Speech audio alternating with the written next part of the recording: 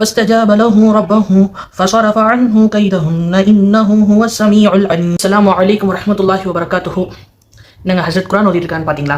டே 1ல் ரமலானுடைய first challenge நான் சொல்லியிருப்பேன் குரான் ஓதுறது சம்பந்தமா. அதை பார்க்காதவங்க கீழே லிங்க் இருக்கும், அதை பார்த்துட்டு இந்த வீடியோ பாருங்க. 30 days 30 ரமலான் சேலஞ்சில் இன்னைக்கு டே 2 இருக்கு சகோதரர்களே. இன்னைக்கு எதை பற்றி பார்க்க போறோம்னா, நம்ம ரமலானுடைய மாசத்துல விலங்கிடப்படுவான் ஷைத்தானுக்கு. அதே போல் சொர்க்கத்தின் கதவுகள் திறக்கப்படும், நரகத்துடைய கதவுகள் பூட்டப்படும். அப்படி இருந்தும் கூட பல பாவிகள் இந்த மாசத்தையும் கூட அவங்களுடைய பாவங்கள்ல விடாம செஞ்சுட்டு இருக்காங்க. அதுக்கு என்ன காரணமா இருக்கும்? அதுல 2 முக்கியமான காரணங்கள் இருக்கு சகோதரர்களே.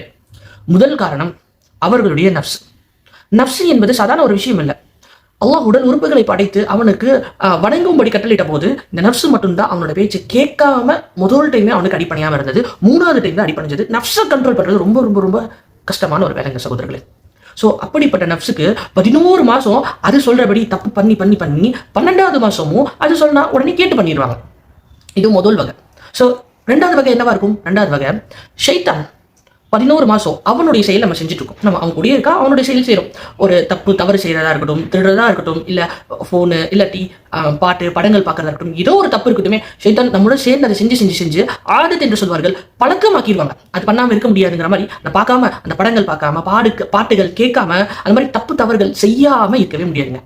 12வது மாசம் இப்ப ஷைத்தான் இல்லைனா இருந்தாலும் அந்த 11 மாசத்துல நமக்கு நல்லா செய்ய வச்சு பிராக்டிஸ் ஆக்கிட்டு 12வது மாசத்துல அவன் சங்கிலி போட்டு ஓரமா இருந்தாலும் ஆனா நம்ம அவன் செஞ்சு விட்ட வேகத்துல நல்லா போயிட்டு இருப்போம். ஸோ இது 2க்கும் என்ன தவிர்க்க வேண்டிய, எப்படி தவிர்க்கிறது அப்படின்னு கேட்டா பல விஷயங்கள் இருக்கு. முதலாவது விஷயம் தக்குவா இருக்கணுங்க. இறையச்சம்ங்கிறது ரொம்ப ரொம்ப ரொம்ப முக்கியம். இந்த இறையச்சம் நமக்குள்ள வந்துச்சுன்னா நம்ம நப்சு ஷைத்தானுடைய ஆதத்து எல்லாத்துலயுமே தவிர்த்துடலாங்க. நீங்க ஒரு பாவம் பண்ண போறீங்க, அந்த பாவத்தின் மூலமாக நாளைக்கு நரகத்துல அல்லாஹ் எப்படி அதாபு தருவான்னு யோசிச்சு பாருங்க. உங்களுடைய கபருடைய வேதனை யோசிச்சு பாருங்க. கண்டிப்பா அந்த விஷயங்கள் நீங்க செய்யாம இருப்பீங்க. 2வது அதிகமா திக்ர் ஸலவாத் 2மே ஓதுங்க. இன்ஷா அல்லாஹ் இதிலிருந்து வெளிவருவதற்கு உங்களுக்கும் எனக்கும் தௌஃபீக் செய்வானாக. இப்படிப்பட்ட மக்கள் உங்களுக்கு தெரிஞ்ச நண்பர்கள் சொந்தக்காரங்க தெரிஞ்சாங்கன்னா அவங்களுக்கு இந்த சேலஞ்சை அனுப்பிச்சு விடுங்க. அவங்களுக்கு பயன் தரதா இருக்கும். இதே போல் நல்ல ஒரு சேலஞ்சில் அடுத்து உங்களை சந்திக்கிறேன். அதுவரை அஸ்ஸலாமு அலைக்கும் வரஹ்மத்துல்லாஹி வபரகாத்துஹு.